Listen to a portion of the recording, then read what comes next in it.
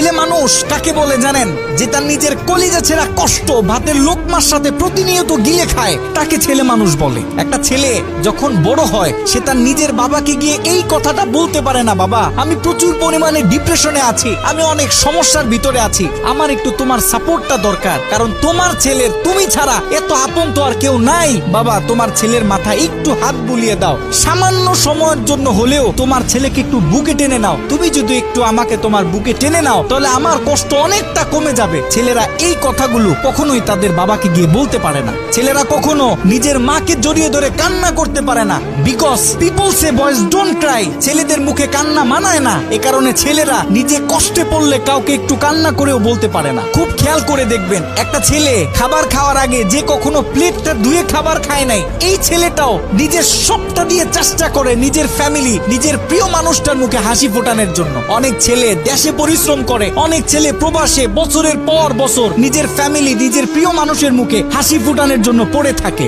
দিন শেষে ছেলেদের মুখে হাসি ফোটানোর মতো কাউকে পাওয়া যায় না। আমি মনে করি boys are the best actor in the world. এই পৃথিবীতে ছেলেরা হচ্ছে সব থেকে বড় অভিনেতা, কারণ ছেলেরা নিজেদের বুকে হাজারো লক্ষ কষ্ট পুঁতে রেখেও মুখে হাসি নিয়ে চলে, কারণ সে জানে আজকে আমি যদি ভেঙে পড়ি তাহলে আমার পুরো ফ্যামিলিটা অস্তিত্বহীন হয়ে যাবে।